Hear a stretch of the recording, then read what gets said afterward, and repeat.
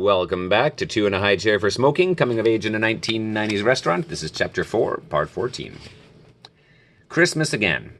My credit card debt was history, and I was dipping my fingers into the till almost daily, building up my savings for Australia and not feeling the slightest twinge of guilt. Happy holidays. The never-ending shifts, though, ate away at my sanity.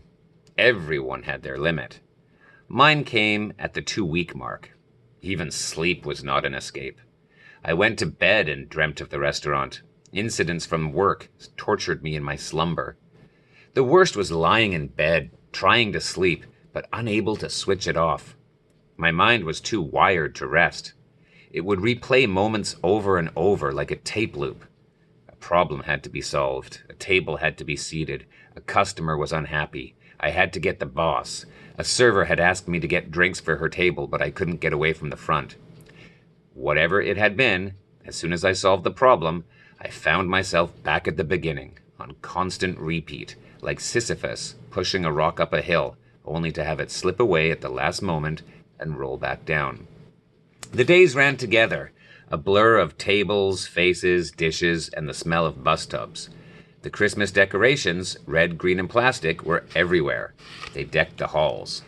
The mall was awash with holiday music and people with bags, and more bags. The food court was always packed.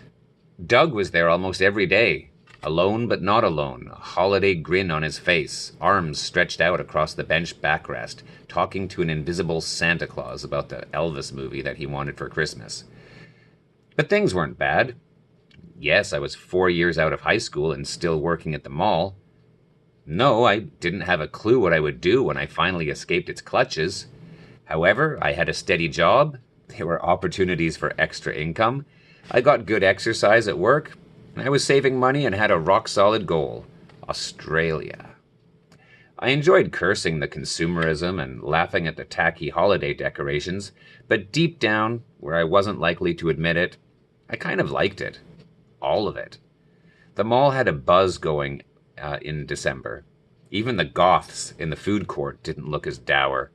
The homies, too, wearing the same jackets they had in July, didn't look as surly. They huddled together for warmth. Of course, we still had no handicapped access, and infants in high chairs were still choking in the smoking section, and our love of all things plastic was slowly adding to global environmental problems, but all that will be solved later. And if not solved, at least addressed, acknowledged at least. We would get there. We would. Christmas was a time of hope.